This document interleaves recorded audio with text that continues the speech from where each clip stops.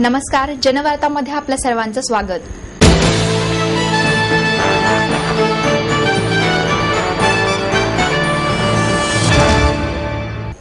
स्वामी विवेकानंदांची 150वी जयंती शहरात विविध कार्यक्रमांद्वारे साजरी करण्यात आली। स्वामी विवेकानंदांच्या जयंतीचं निमित्त साधून खडकी कंटोन्मेंट बोर्डाच्या लाल बहादूर शास्त्री हायस्कूलच्या वतीने शोभायात्रा काढण्यात आली।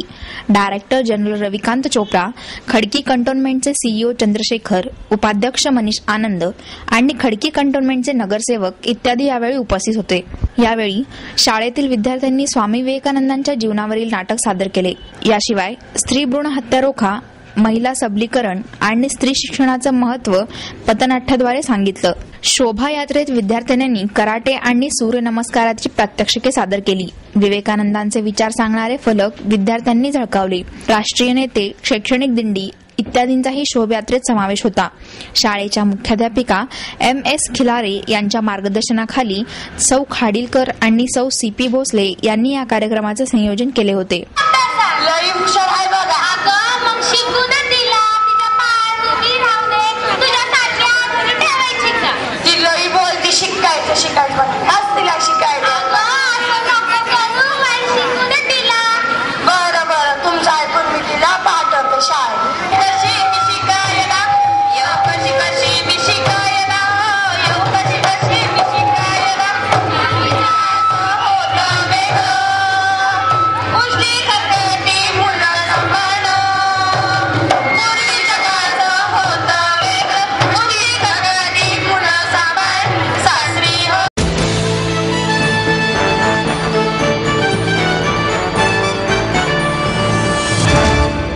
सूरश्री फाउंडेशन तर्फे आयोजित स्वरभास्कर महोत्सवाचे उद्घाटन शिवसेना नेते सुभाष देसाई यांच्या हस्ते झाले। सूरश्री फाउंडेशन तर्फे आयोजित स्वरभास्कर महोत्सवाचे उद्घाटन शिवसेना नेते आमदार सुभाष देसाई यांच्या हस्ते झाले।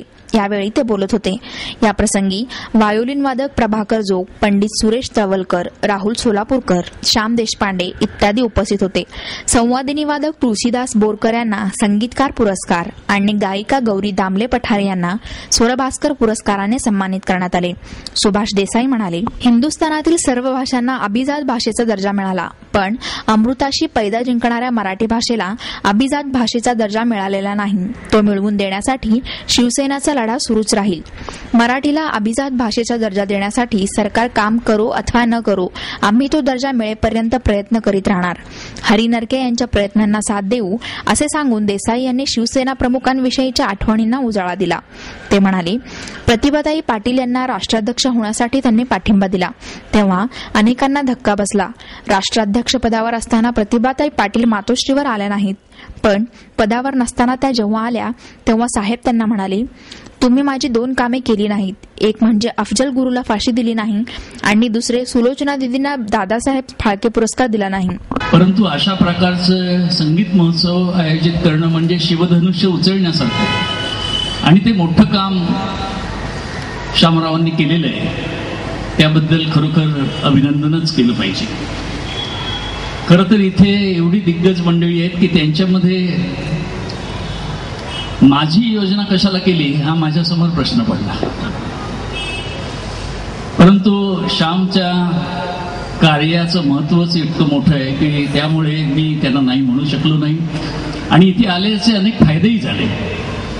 एक म्हणजे माझ्या बाजूला पंडित सुरेश तळवलकर हे आणि पंडित तुळशीदास बोरकर हे जे दोन्ही बाजूना बसलेले दिग्गज आहेत, यांचा सहवास मला लाभलेला आहे। या निमित्तानं पुन्हा आज या ठिकाणी त्यांना जवळून भेटण्याचा योग आला।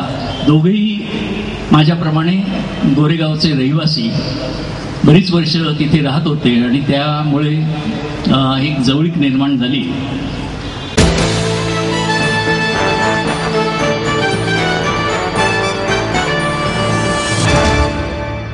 राज्यातील वनक्षेत्र 30% नेण्याचा आमचा प्रयत्न आहे, अशी माहिती वनमंत्री डॉ. पतंगराव कदम यांनी दिली।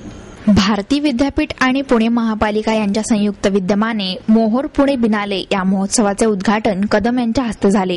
यावेळी महापौर वैशाली बनकर, चित्रकार आणि लेखक सुभाष अवचट, विद्यापीठाचे सचिव डॉक्टर विश्वजित कदम, चित्रकार सुबोध करेकर, डॉक्टर किरण शिंदे, अतिरिक्त आयुक्त राजेंद्र जगताप इत्यादी उपस्थित होते। या महोत्सवात चित्रकला, शिल्पकला आणि पर्यावरण यांचा संगम करण्याचा प्रयत्न केला जाणार आहे। कदम म्हणाले, पर्यावरणाचा प्रश्न संपूर्ण जगासमोर उभा राहिला आहे। प्रचंड प्रमाणात वृक्ष लागवड करावी लागणार आहे। राज्याच्या एकूण जमिनीच्या 21% जमीन वन विभागाच्या ताब्यात आहे। हे प्रमाण 30% नेण्याचा प्रयत्न आहे। पुणे हिरवेगार करण्यासाठी पालिकेच्या सहकार्याने प्रयत्न केले जातील। विद्येचे माहेरघर, सांस्कृतिक, माहिती तंत्रज्ञान अशी ओळख असणारे पुणे आता देशात सर्वात जास्त गुंतवणूक होणारे शहर झाले आहे। पण शहराची मूळ संस्कृती बदलू लागल्याची खंत कदम यांनी व्यक्त केली। वाहतुकीचा प्रश्न शहरात निर्माण झाला आहे।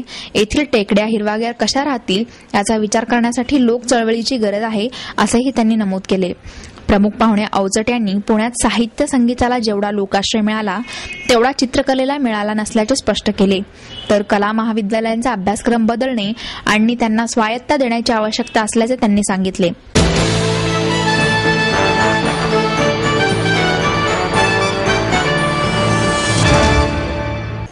पुण्याची लूट करणाऱ्या विकास आराखड्याला आमचा विरोध असून शिवसेना याबाबत कठोर भूमिका घेईल, असा इशारा शिवसेना गटनेते सुभाष देसाई यांनी दिला। जुन्या हद्दीचा विकास आराखड्यात शहराला घातक असणाऱ्या आणि बिल्डरांचे हित डोळ्यासमोर ठेवून स्वार्थीपणे मंजूर केलेल्या उपसूचना आणि डीसी रूलमधील बदल यांची मुख्यमंत्र्यांनी चौकशी करून त्या रद्द कराव्यात, अशी मागणी सुभाष देसाई यांनी केली। शिवसेनेच्या नगरसेवकांनी दिलेल्या उपसूचना जर स्वार्थीपणाने कोणाचे हितसंबंध जपणाऱ्या असतील तर त्याही रद्द कराव्यात, असंही त्यांनी स्पष्ट केले। यावेळी शिवसेना नेते लीलाधर डाके, जिल्हा संपर्क प्रमुख आमदार डॉक्टर नीलम गोरे, आमदार चंद्रकांत मोकाटे, महादेव बाबर, विजय शिवतारे, पालिकेतील शिवसेना गटनेते अशोक हरणावळ, शहर उपप्रमुख प्रशांत बधे, राजेंद्र शिंदे यांच्यासह नगरसेवक आणि अन्य पदाधिकारी उपस्थित होते। शिवसेना कार्यप्रमुख उद्धव ठाकरे हे या विकास आराखड्यामध्ये स्वतः लक्ष घालत आहेत असे सांगून सुभाष देसाई म्हणाले, शहराच्या जुन्या हद्दीच्या विकास आराखड्याने पुणे हे बिल्डरांच्या घशात जाणार आहे। काँग्रेस, राष्ट्रवादीने बहुमताच्या जोरावर घोडे गबाड मिळेल या उद्देशाने केलेला हा विकास आराखडा आहे। पुण्याची लूट करणाऱ्या आराखड्याला विरोध असून शिवसेना याबाबत कठोर भूमिका घेणार आहे।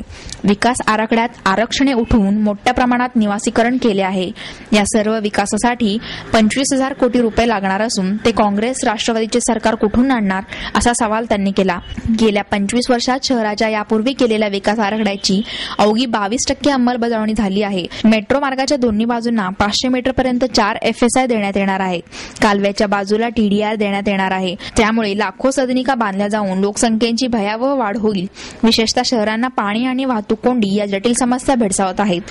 TDR आणि FSI खैरातीने सदनिका मोठ्या प्रमाणात निर्माण होऊन 2 कोटींच्या आसपास लोकसंख्या जाईल।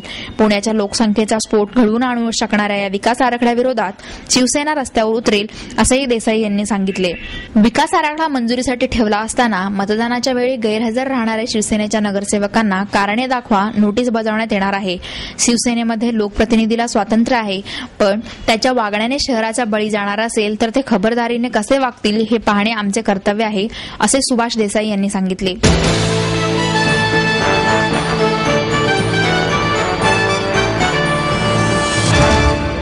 Forum of integrated national security तर्फे आयोजित परिषदेत शेकटकर बोलत होते। याप्रसंगी निवृत्त लेफ्टनंट जनरल VM पाटील आणि निवृत्त एअर कमांडर अनंत महाबळेश्वरकर इत्यादी उपस्थित होते।